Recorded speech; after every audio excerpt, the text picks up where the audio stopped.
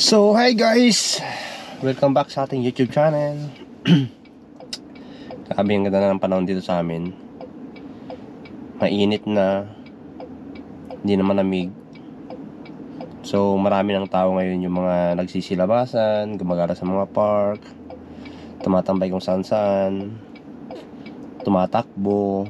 Halos, pag summer kasi sa lugar namin, ang daming mga activities na ginagawa ng mga tao. So, ito yung pinaka magandang panahon para sa kanila na mag-enjoy sa labas ng kanilang mga bahay or apartment. Pero tayo, di ba? Nakafocus tayo sa extra job. So, nung Sabado, bumiyahin na naman kami bilang isang Uber Eats delivery food. Ayan. So, actually, nung Sabado talaga yun yung pinakamalaking kinita namin sa buong pagdadrive namin. Talagang napakaswerte namin nung Sabado na yun. So, una pa lang na biyahe namin is nakakuha na agad kami ng booking na worth $29.29. So, yung lugar naman is medyo malayo kasi nasa 19 miles siya. Pero 'di ba, kung titingnan niyo naman yung oras ng biyahe is nasa 34 minutes lang. So, para sa amin, medyo malapit-lapit na lang din yan na lugar. Tsaka, usually talaga sa tinatambayan naming restaurant, yung mga umu-order doon is dyan na area sa Botel, Woodinville, papunta sa taas ng Seattle. So, yan yung mga madalas namin na ina-accept na mga booking kasi nga, yung 29 na yan, malaki na sa amin yan. Tapos doon kasi sa Botel, yan na lugar is bihira ka na lang makakapag-pick up ng pabalik ng Bellevue kung saan kami tumatambay. So nung pag-deliver namin ng food na yun is pinasukan kami ng booking papuntang Bellevue. So maliit lang siya pero in-accept na namin kasi nga pauwi lang din namin ng Bellevue yun eh. Tapos yung ruta rin namin is pabalik ng Bellevue. So tinanggap namin yung $11.67. Kung titignan nyo, layo niyan. Lugi ka talaga. Pagka hindi yan siya pabalik sa Bellevue na location, hindi namin i-accept yan kasi masyadong malaki yung masyadong mahaba yung miles niya, tapos malit lang yung bayad niya. Ayan. Dahil sa yung location naman kung saan namin siya i-deliver is sa Bellevue area, kung saan is lagi kami tumatambay kasi nga maraming mga order na natatanggap dyan sa location na yan sa Bellevue. So tinanggap na lang din namin yan. And then pag tanggap namin yan, pag deliver namin yan, pinasukan ulit kami ng order. So yung order na yan talaga is parang na-scam kami kasi sa tingin ko nung una is isang lang siya, isang delivery lang, isang location lang kung saan ita-drop off yung order. Pero kasi yung nag-prompt up sa phone namin is isang order lang. Tapos nung nakita na namin yung apps, dalawa pala yung location kung saan siya ita-drop off, worth $7.53 lang. Ayan. So hindi na kami naka-iwas dyan kasi na-accept na namin. Kaya tinanggap na lang din namin. Pero medyo malapit-lapit lang din naman yan kasi ilang miles na naman sa location namin. Tapos nung habang binabaybay namin yung lugar papunta doon sa kanila kung saan namin na-drop off, tapos nung na-drop off na namin yung mga order, ito na yung pinakamalaking order na in-accept namin. Kasi talaga nung una tinitigan pa namin, check pa namin kung talagang legit yung order na yon. Kasi parang napaka-imposible naman na gaito kalaki yung order na papasok sa amin. So nag-discuss pa kami ng misis ko kung i-accept namin kasi sobrang laki. Tapos nung nakita naman namin na hindi siya ganun kalayuan, sabi na accept na natin yan kasi sayang din, ang laki-laki ng ng bayad. So yung total na bayad sa amin ni Uber nung in-accept namin yan is $129.79. Tingnan mo, di ba? Sobrang laki ng bayad sa amin.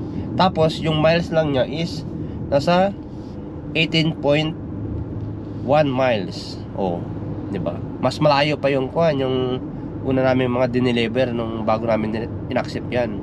Bago namin nakuha yung booking na 'yan. Tapos ilang minuto lang, 58 minutes lang ba yan yung layo niya. So ibig sabihin nung in-accept namin yan, kung i-compute mo sa per hour mo dito, di ba? Sobrang laki. 129 yung kwan mo, wala pang isang oras, di ba? Sobrang laki. Ang bayad naman talaga ni Uber is malit lang, pero yung tips kasi dyan yung nagpalaki. Kasi ewan ko kung ilan yung tips ng bawat isa, kasi hindi naman nakikita. Kasi dalawang kwan yan dalawang drop off, pero isang restaurant lang. Ayun, $91 ata yung kwan yan, yung tip niya. Tingnan nyo na rin yan sa screenshot na ipopost ko dyan sa video, diba? Sobrang laki. Tapos talagang na-appreciate din ng mga umorder ng pagkain na yun. Kasi meron kaming lagayan ng mga kwan, ng mga food, para kahit papano is hindi lalamig yung pagkain nila pagka dumating sa kanila. Kasi alam naman natin dito sa Uber Eats, pagka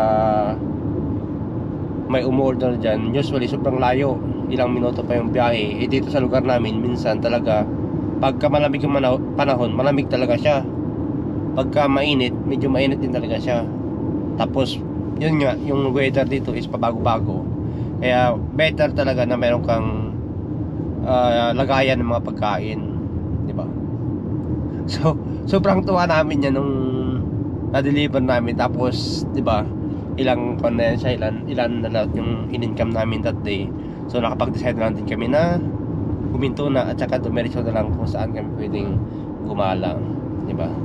So ayun, nakakasaya. Parang iniisip ko nga na kung ganito lang lagi yung order na papasok sa amin sa tuwing babiyahe kami, feeling ko mas maganda na lang na gawin kong full time, full time na part time siya. Ayun, alam mo yun, yung ipapalit ko na lang siya dun sa grocery na trabaho ko. Instead na sa grocery gigising ka ng madaling araw ng alas 3 para bumangon tapos bumiyahe, inisip ko na lang na mag Uber Eats na lang. Kasi nga diba, kung ganyan lang din naman kalaki. Pero yun nga, minsan or madalas talaga iba-iba din yung binibigay sa'yo na order Iba-iba yung presyo na matatanggap mo. Maswerte ka talaga pag ganyan. Pero kahit paano pa naman, talagang pagka bumabiyahe kami, meron talaga kaming natatanggap na order na lampas siya sa $20. Pagka may mga ganong order ka na papasok sa'yo, maswerte ka, mga 2-3 swerte ka na nun dito. Pagka unang biyahe pa lang, gano'n na yung makukuha mong booking, masaya na yan siya. Nakaka-excite na bumiyahe. Ganado na tayo niyan pagka ganun kalaki yung mga binibigay sa atin, diba? So ayun guys, at biyahe tayo papunta sa ating work. Yan nga, sarap ng panahon ngayon. So hanggang dyan lang muna sa ngayon. Maraming salamat sa iyong panonood. Keep watching, at saka huwag niyong kalimutan na mag-like, subscribe, or pwede nyo rin i-share yung ating mga videos kung gusto nyo ng mga extra jobs dito sa US. So ayun guys, ingat kayo lagi. God bless.